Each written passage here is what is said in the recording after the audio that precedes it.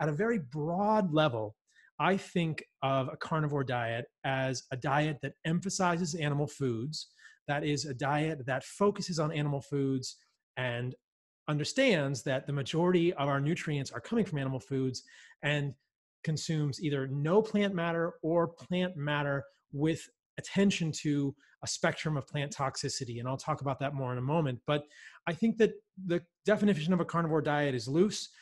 Technically speaking, it's no plant matter, and that excludes things like coffee, though some people who eat a carnivore diet would still drink coffee. We can talk about coffee in this podcast a little later as well.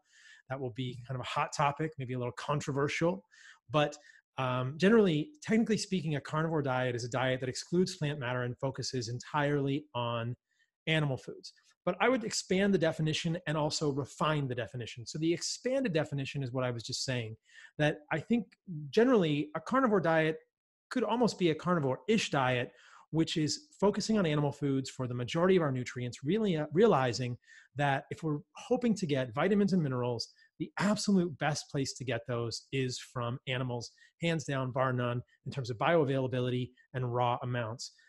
Vitamin C is the only exception to that. I can talk about vitamin C later in this podcast, but generally speaking with vitamin C, I think that there is good evidence that doses beyond 70 milligrams are not beneficial for humans, and we can easily obtain 50 to 70 milligrams of vitamin C eating animal foods nose to tail. So that is how I would think about a carnivore diet. And then when you're going to eat plants, if you're going to eat plants, you are thinking about those plants on a spectrum of plant toxicity, thinking which plants are the most toxic and which plants are the least toxic.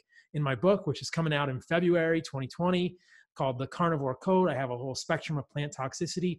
Also in my book, I go through and I give detailed explanations of different tiers of carnivore diets, tier 1 through 5. In the book, I describe tier 1 as carnivore-ish, which is what I'm talking about now. Get your nutrients from animal products. Think about plants on a spectrum of toxicity, which are the most toxic plants, which are the least toxic plants. So I'll answer that question because I know you guys are all curious about that. Most toxic plants, in my opinion, in my estimation, based on the research I've done and what I've seen clinically, are things like seeds, which would include nuts, seeds, grains, and legumes. Grains and legumes we're quite familiar with, excluding on Paleolithic diets. But nuts and seeds are often included by people, but I think that these can trigger many folks because of phytic acid, oxalates, digestive enzyme inhibitors. When we're thinking about plant foods and what plants are doing, they generally don't want their seeds to get eaten, so the seeds are often highly defended. And I think that seeds can be a very common trigger. In seeds, I'm using the royal seeds, quote unquote, which includes seeds, grains, nuts, and legumes. They're all plant seeds. And then also on sort of the toxic end of the spectrum, I would include most leafy greens. I think things like brassicas have isothiocyanates. We're going to talk about those today. And I think they're pretty toxic for humans. Spinach is very high in oxalates, pretty toxic.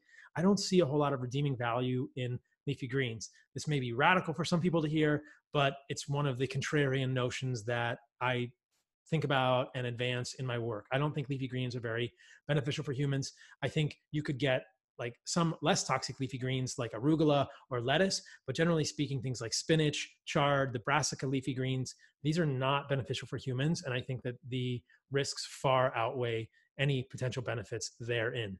Other foods that I would consider to be highly toxic would be high oxalate foods. The biggest ones would probably be things like almonds, which are technically a seed. We've already talked about that. Root vegetables, specifically sweet potatoes, are moderate. Perhaps the biggest offender is spinach. Beets are also high in oxalates, so I would be careful about those in general. And I would put them on the more toxic end of the spectrum. In the middle, I think of other tubers that are less high in oxalates. Sweet potatoes, like I said, are kind of moderate. You might think of berries in the middle. And then the sweet fruits, I generally think of in the middle of the equation, but I'm not sure they serve a real role in our diet. There's plenty of good evidence that overconsumption of fructose in any form is going to spur de novo lipogenesis, probably trigger insulin resistance through a couple of mechanisms we might talk about in this podcast if I have time. But I'm not a big fan of fructose overconsumption, either in the form of honey, table sugar, which is fructose and glucose together, high fructose corn syrup, no surprise there, or overconsumption of fruit. I think small amounts may be evolutionarily consistent at certain times of the year, but overconsuming fruit is not a good thing. So what are the least toxic plants? I would think of those as things like berries and non-sweet fruits, things like avocado, olives. Yeah, olives have a little bit of oxalate, but it's not that much. Avocado have salicylates. They could still trigger some people, but I think they're fairly benign on the scale.